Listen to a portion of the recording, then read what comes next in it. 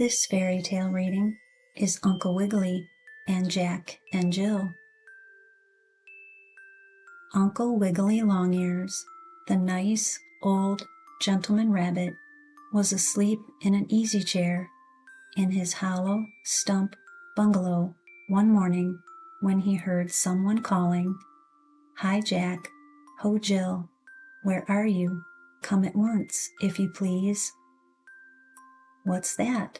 Someone calling me?" asked the bunny uncle, sitting up so suddenly that he knocked over his red, white, and blue-striped barber pole rheumatism crutch that Nurse Jane Fuzzy Wuzzy, the muskrat lady housekeeper, had gnawed for him out of a cornstalk. "Is anyone calling me?" asked Mr. Longears. "No," answered Miss Fuzzy Wuzzy. "That's Mother Goose calling Jack and Jill to get a pail of water." "Oh, is that all?" asked the rabbit gentleman, rubbing his pink eyes and making his nose twinkle like the sharp end of an ice cream cone. "Just Mother Goose calling Jack and Jill, huh? Well, I'll go out and see if I can find them for her." Uncle Wiggily was always that way, wanting to help someone. This time it was Mother Goose.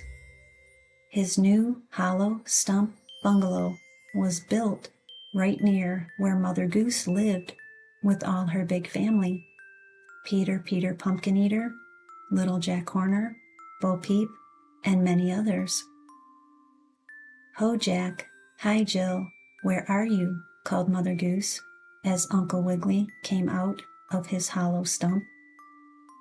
"Can't you find those two children?" asked the rabbit gentleman, making a polite good morning bow. "I am sorry to say I cannot," answered Mother Goose. "They were over to see the old woman who lives in a shoe a while ago, but where they are now I can't guess, and I need a pail of water for Simple Simon to go fishing in, for to catch a whale." "Oh, I'll get the water for you," said Uncle Wiggily, taking the pail. "Perhaps Jack and Jill are off playing somewhere, and they have forgotten all about getting the water." "And I suppose they'll forget about tumbling downhill, too," went on Mother Goose, sort of nervous. "But they must not.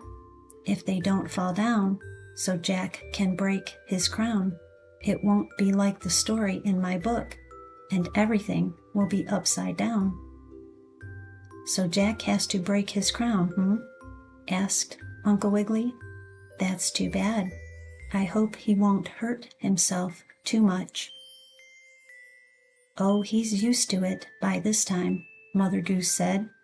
"He doesn't mind falling, nor does Jill mind tumbling down after." "Very well, then, I'll get the pail of water for you," spoke the bunny uncle, "and Jack and Jill can do the tumbling downhill part." Uncle Wiggily took the water pail and started for the hill, on top of which was the well owned by Mother Goose. As the bunny uncle was walking along, he suddenly heard a voice calling to him from behind a bush. "Oh, Uncle Wiggily, will you do me a favor?" "I certainly will," said Mr. Longears. "But who are you, and where are you?" "Here I am, over here," the voice went on.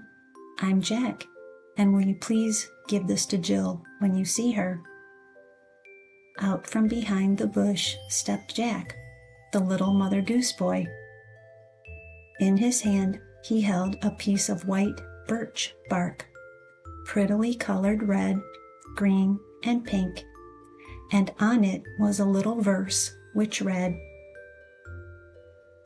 "Can you tell me, pretty maid, tell me, and not be afraid, who's the sweetest girl and true? I can, for surely she's you." "What is this?" asked Uncle Wiggily in surprise. "What's this?" "It's a valentine for Jill, said Jack. "Today is Valentine's Day, you see, but I don't want Jill to know I sent it. So I went off here and hid until I could see you to ask you to take it to her." "All right, I'll do it," Uncle Wiggily said, laughing. "I'll take your Valentine to Jill for you. So that's why you weren't around to get the pail of water?" "Yes," answered Jack. "I wanted to finish making my Valentine. As soon as you give it to Jill, I'll get the water."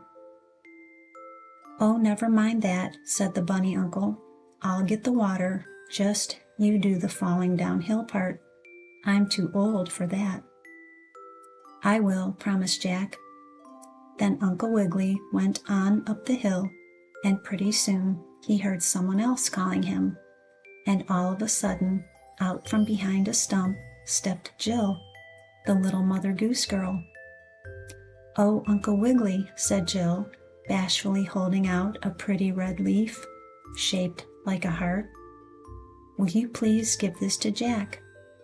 I don't want him to know I sent it." "Of course I'll give it to him," promised the rabbit gentleman. "It's a Valentine, I suppose. And here is something for you." And while Jill was reading the Valentine Jack had sent her, Uncle Wiggily looked at the red heart-shaped leaf. On it, Jill had written in blue ink, "One day when I went to school, teacher taught to me this rule. 8 and 1 add up to 9, so I'll be your Valentine." "That's very nice," said Uncle Wiggily, laughing. "So that's why you're hiding off here for Jill, to make a Valentine for Jack?" "That's it," Jill answered, blushing sort of pink, like the frosting on a strawberry cake. "But I don't want Jack to know it." "I'll never tell him," said Uncle Wiggily. So he went on up the hill to get a pail of water for Mother Goose. And on his way back he gave Jill's Valentine to Jack, who liked it very much. "And now, since you got the water, Jill and I will go tumble downhill," said Jack, as he found the little girl where she was reading his Valentine again. Up the hill they went, near the well of water, and Jack fell down and broke his crown, while Jill came tumbling after, while Uncle Wiggily looked on and laughed. So it all happened just as it did in the book. Mother Goose was very glad Uncle Wiggily had brought the water for Simple Simon to go fishing in, and that afternoon she gave a Valentine party for Sammy and Susie Littletail, the Bushy-tail Squirrel brothers, Nanny and Billy Wagtail, the goats, and all the other animal friends of Uncle Wiggily, and everyone had a very fine time.